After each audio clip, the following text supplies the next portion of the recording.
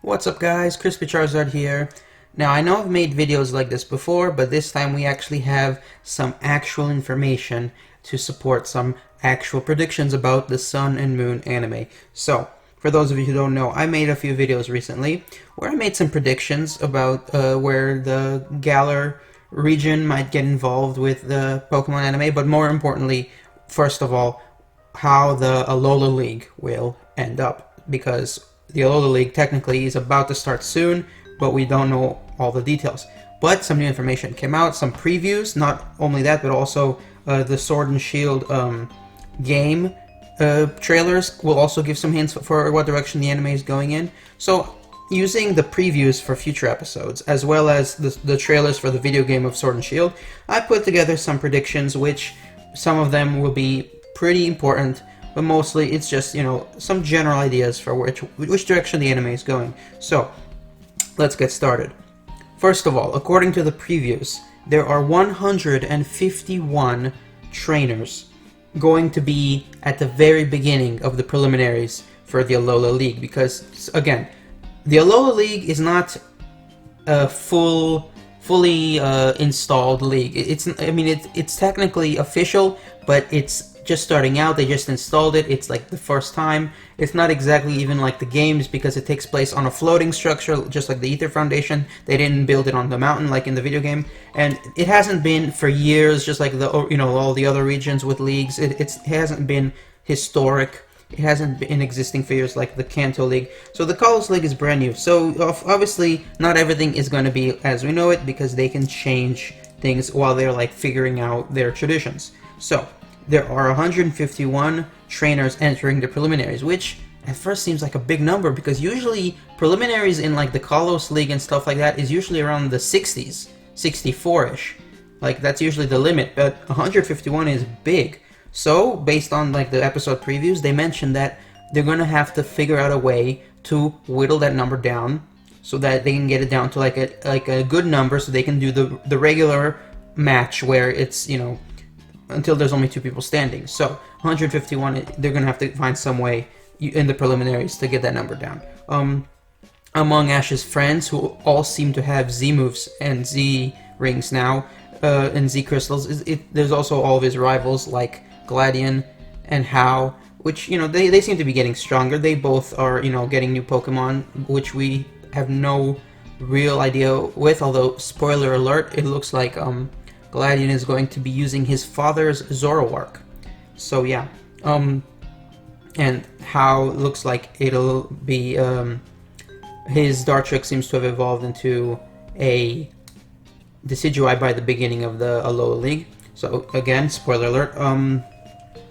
Yeah, I'm not really that interested in like all of these rivals, because none of them are as interesting as Paul was back in the Sinnoh League, because that was a good character. And I know I mentioned in my last theory video, prediction video, about Ryuki, which may or may not be from the Galar region. That's unconfirmed.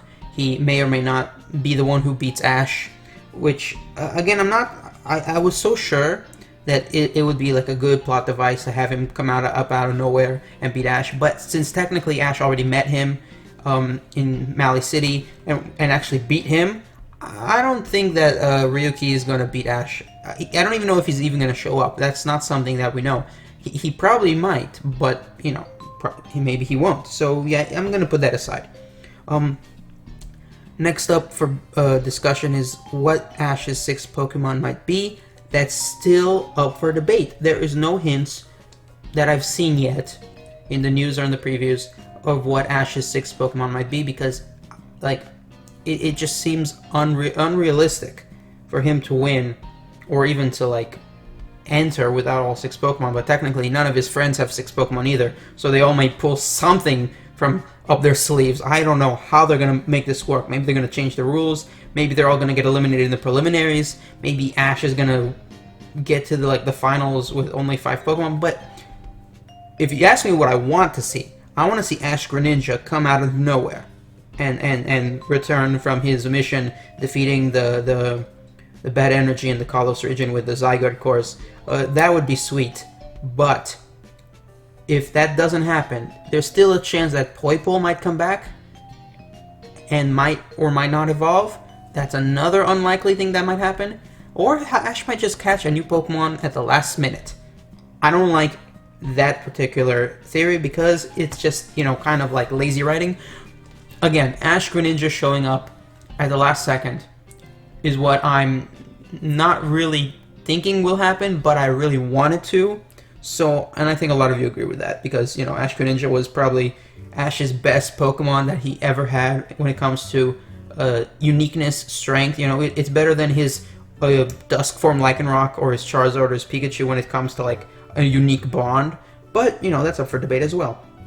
But yeah, but don't tell anyone that it's a sure fact because this is again just what I'm hoping for. But there's no evidence to support this. Now, if they make it happen, that Ash Greninja showing up and helping Ash in the Alola League without any previous hints, like they keep it as secret, more secret than Spider-Man in Civil War, because again that they should have kept that secret instead of putting it on the trailers.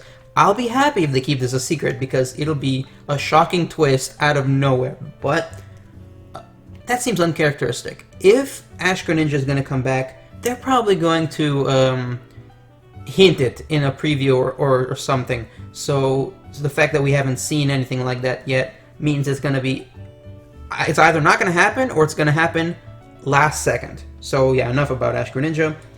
Here's some information that is actually significant.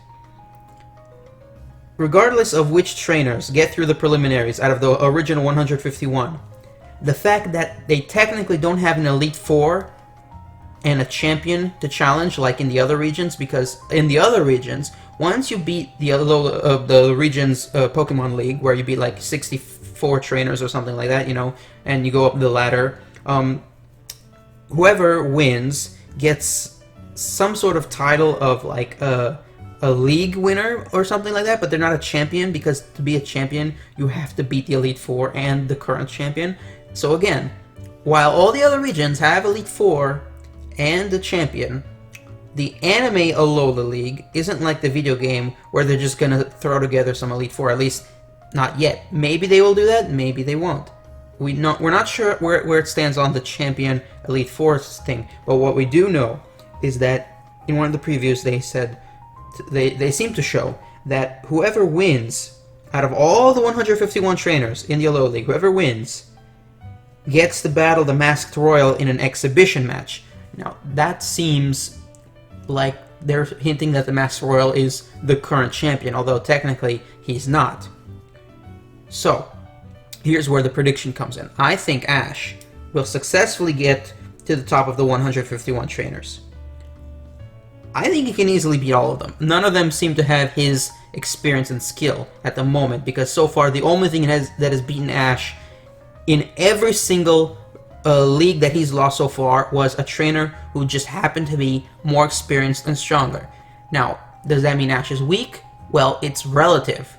Ash is weak depending on who you compare him with. Technically, he is very experienced compared to younger trainers, but he is not experienced, and this is significant, he is not experienced compared to people like Tobias and Alon and even Harrison, and every single time he lost a league, no matter if he was in 16th place or in 2nd place, he always lost to someone who was way more experienced than him in terms of strength and even years. Some of them were much older than him. So that's why I'm not really upset that if Ash loses, because really, you think he's been doing this for years? Technically, in the canon, there's people who've been doing it for more years, so technically, he's still got a long ways to go. So, I don't think any of his rivals can beat him. I think he will pull through and beat Gladion. I think he'll pull through and beat Hao. He might lose to either of those two, mind you, because they might pull off some surprises. Gladion already beat Ash in the last battle they had with their Lycanroc, but you know, you never know what a full 6-on-6 battle might result in. So, yeah, I'm still on the fence whether he can beat Gladion and how, but if he does, I'm still pretty sure he's gonna lose to the Masked Royal. I wanted him to beat the Masked Royal, but I'm pretty sure that he's gonna lose because that exhibition match will like help him move on, not become a champion, of course, and go to the Galar region. So, my prediction is that he's going to win the league, but lose to the exhibition match against the Masked Royal. But I could be wrong. He might beat the Masked Royal, but it's not likely. And finally, the Galar region. Based on the Sword and Shield trailers, we know that what the Galar region looks like. We know about some of the perks, like the Rotom phone and the bike. So, seeing as how I was wondering for a long time what will happen to the Rotom Dex, that was before the trailers came out for Sword and Shield. Now we now know that the Rotom Dex in the Galar region is similar, but it's a compact phone, which seems really modern and really useful. So obviously, this is pretty much confirmed when it comes to common sense, although not officially confirmed. Ash will go to the Galar region, and Rotom will come with him, and switch into a new body, a more compact Rotom phone. That's very convenient. Very convenient that would be. So, and the last prediction I'm making is that Meltan will go with him because he caught it recently. It's technically strong, but it's not experienced. It doesn't even listen to him 100% of the time. So, if following him the way Pikachu always follows him, and the way Aipom followed him that one time, makes sense. And, even if Ash Greninja doesn't come back, Meltan going to the Galar region with Ash may be happening. Or maybe not. Maybe he'll just leave it with Professor Oak to be studied, who knows. So, to review every prediction. We know that there's going to be 151 trainers in the preliminaries. My prediction is that Ash is going to beat them all that he's going to come up against, but lose the exhibition match against the Masked Royal. I'm hoping for Ash Greninja to show up as a 6th Pokemon, but that is not likely in my opinion. It's just what I want more than anything. And finally, I'm predicting that Meltan will follow him to the Galar region afterwards. And what we know almost certainly is that Rotom will follow him as a new Rotom Dex with his compact new phone body. So yeah. And I almost forgot to mention that there's going to be some necessary plot device to give a reason for Ash not having his Z-Ring or using Z-moves in the Galar region. Now, there's many ways they could do this. The first way they could do this is that, what I just said, they have some sort of reason in the plot for him not having his Z-Ring. Maybe he's going to lose it or something. The second way they could do this is that he actually gets to keep his Z-Ring in the Galar region, although I don't see that happening because there's no Mega Evolution or Z-moves in the actual games of Sword and Shield as of the recent announcement, so I don't think Ash will have it in the anime either. So that's not likely. And the third way they could do this is that they're going to pull off some sort of canon switch where they just pull off a brand new Ash like they always do. But I hate it when they do that because I really like consistency. So again, most likely they're going to find a reason in the plot for Ash to lose his Z-Ring before going to the Galar region, if he does. So yeah. Yeah, this is a mix of unlikely predictions with very likely common sense predictions, and I hope you guys who enjoy the anime have enjoyed these predictions with me, and I'll see you guys next time. Don't forget to like and subscribe, check out my channel for more videos like this, and share with a friend. And thanks again for watching.